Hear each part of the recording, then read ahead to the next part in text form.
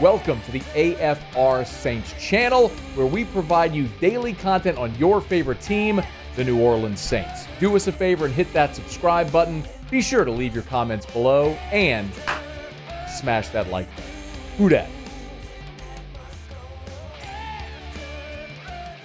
Kat Terrell's up in Indy at the Combine there with the Saints. Good enough to join us for a couple of minutes here. Kat, we appreciate it. How are you? Matt, I'm just trying to survive through the final day of the Combine here. It's been a long month. Why is the Combine such a grind for y'all? So if you don't know what the Combine is, it's really like, in addition to the Super Bowl, it's the 1 week of the year where almost every single person in the NFL is probably around. So everyone descends upon Indianapolis, and you're doing interviews in the morning, and then at night, once the teams are done with interviewing players, everyone goes out, and it's a great time to meet people and get FaceTime and network. So you're just running on very little sleep and walking everywhere because Indy is great. It's a walking city. So, just a lot of days of about 5 hours of sleep, 4 hours of sleep. Get that Fitbit a workout, huh? My watch doesn't know what to do. Yeah, do people still wear Fitbits? Probably not. Like everybody's got an Apple Watch. I wear an Apple Watch. Yeah, I wear an Apple Watch. Same thing. We'll just interchangeable, like Xerox copy, same thing. Anyway. Hey, so let me start with the Bo Davis news. First of all, what was your reaction when you heard that news this morning? I'm assuming you heard it this morning like everybody else. It's just funny, the back and forth, I feel like, between the Saints and LSU the last few years. Maybe I just have the whole Ryan Nielsen thing at the forefront of my mind. So it kind of gave me a chuckle. You have to wonder how LSU feels about the Saints poaching one of their coaches today. But that seems like a great hire to me. It is interesting how many defensive line coaches both the Saints and LSU have been through in the last 5 or 6 years. Really kind of a new change every year. But I think the great thing about this is that, Davis played. And so I think that that's going to really go over well with the players. They needed a change from Todd Grantham last year. They really need the defensive line, I think, needs to figure out how to turn this thing around, for lack of a better term. So it's an interesting hire, but I think a good hire for Kellen Moore. How does Bo Davis or does this hire change what they're looking to do at defensive tackle here in 2025? Yeah, I'm not quite sure yet, because I think most of the focus on the Saints defensive line always comes back to the defensive end, just because there's really no star pass rusher on that unit. And so the defensive tackles, when you're discussing the unit, kind of fly under the radar. I actually thought Brian Brzee had a really good year last year. Really took a step forward, but there could be, a hole on that unit depending on what they do with Colin Saunders and Nathan Shepard as they start making roster changes over the next few weeks. But as the months towards the draft go by, there's definitely going to be a lot of talk about what happens at defensive end and what happens with Cam Jordan. The LSU split up the roles where they had a defensive tackle coach, defensive end coach. Is Davis going to coach the entire defensive line, like ends and tackles, there with the Saints? Is that how they do it? That's typically how they do it. Okay. Usually they only have one coach. Brian Young was the assistant defensive line coach for forever, but I don't think they split up the roles between he and Todd Grantham. And then when Grantham left, Young took over. But yeah, generally they don't have two. Kat Terrell's with us. The other thing that's really interesting, Kat, is Bo Davis is now the third college coach that Kellen Moore has hired. Terry Joseph, Peter Sermon, now Bo Davis. There was a report I saw that they wanted to add a college coach. You have any idea, finger on the pulse, why they were looking to go into the college ranks? Well, I do think one practical reason for that would probably be that Kellen Moore, being so young, doesn't have the Rolodex of NFL coaches that he could turn to hire yet. That takes a while to build. He might have more connections in the college ranks. But, also they might just have looked at what they did the last few years and wanted to completely change things. You had Todd Grantham, who's an older guy.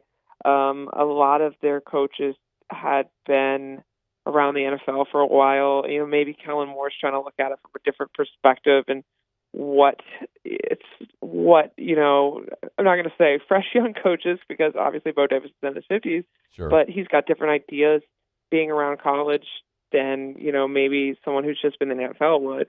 And the thing that I do like about Davis, though, is that he has perspective from both sides because he was in the NFL as recently as 5 years ago. It's definitely a unique way of putting a coaching staff together, but I'm definitely intrigued to see what ideas these coaches bring to the table. Kat, I do also want to get your thought on the cap and how the Saints approach that. I know you tweeted about it and the NFL announced the cap today, so we'll get to that in just a second. But one more as far as Indy.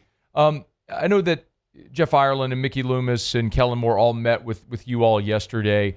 The Derek Carr thing is probably the biggest piece. Is there anything else from that media availability with those three that really struck you that was super news or noteworthy? I don't know if this would be news or not, but they basically admitted that they are not considering starting over or rebuilding or anything like that. And if you know the Saints, you do know that's how they always operate. They always feel like they have a chance to win or they're going to try to compete. But kind of hearing it from their mouth was maybe confirmation or just interesting that not only are they not starting over, but they're going to try to continue to be active in free agency this year. So it's basically brand new coaching staff, but also business as usual, which I find interesting, and it goes hand in hand with the Derek Carr thing.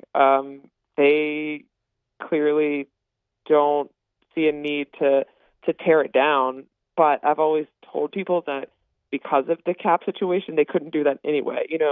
The NFL doesn't allow you to just cut all these people because of how many times the States have restructured. Right. So even if they went in there saying we need to move on from all the older guys over 33, they wouldn't be able to cut them all because it just doesn't work with a salary cap. But, Kellen Moore had a good quote that he said, I couldn't walk into a locker room full of guys and tell them that we're not going to do everything we can to compete, which, I like the quote, but it's definitely going to spark a firestorm of opinions the next 2 weeks of how the Saints should have approached this thing. So what do we learn today then, Kat, about the cap number and how that's going to impact what the Saints do here in the next few weeks as they get within cap compliance? Well, basically it means that they're going to restructure Derek Carr. Or it certainly seems that way from everything they said yesterday. And I think they're about $60 million over the cap. I thought it was 46, but I realized I'd done the number wrong. So that gets you halfway there. And then you have to look at a couple players and offer them pay cuts. Probably Cam Jordan, Taysom Hill. Another newsworthy item, I guess, certainly seems like they want Taysom Hill on this team next year, despite the injury he's coming back from. I don't know if they want him at his salary cap number, but it does seem like they want him in New Orleans. So they won't have to do so much restructuring once they do the Derek Carr contract or address that situation. If you didn't touch that contract, you'd probably have to restructure basically everyone to even get through free agency. Yeah. But now it really won't take many moves, but it also means next year we'll be right back here talking about probably the same topics. Yep. And more kicking Derek Carr down the road and all that sort of stuff too. This perpetual state. Well, don't get me started. I think everybody knows where I stand on all this at this point. So, what? Anything else before we dismount here? Newsworthy, noteworthy here in the next couple of weeks. Like what maybe they're looking for at the combine, and what maybe to keep an eye on here before the league year begins here in a couple of weeks. Yeah, obviously they have every need under the sun except maybe kicker, but tight end, just in the conversations, did stand out as something they might be looking for. I don't know what they're approaching first round. That hasn't really materialized yet just because they could go so many different ways.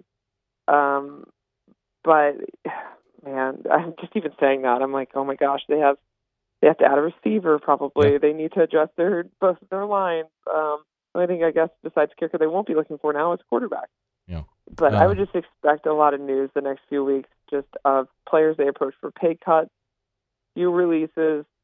They'll slide right under the cap somehow right at the deadline. And then I would expect free agency to just go maybe like it did last year, maybe one sort of splash piece and fairly quiet otherwise. Okay. And then we'll look forward to the season. Exciting, huh? We'll look forward to the season going essentially the same way that it did. And a terrible team and a GM that won't change. Groundhog Day, Matt. Yep, they'll smack his gum, and we'll all sit here, and I'll yell and complain, and my head will almost explode. And then they'll just come back next February and do the same thing. Kat Terrell. Get her on Twitter at @Kat_Terrell. Read her stuff over at ESPN.com. Thanks, Kat. We appreciate it. Yep, thanks for having me on. Hey, thanks so much for watching. Please leave your comments. I love to interact. And be sure to hit the red subscribe button below.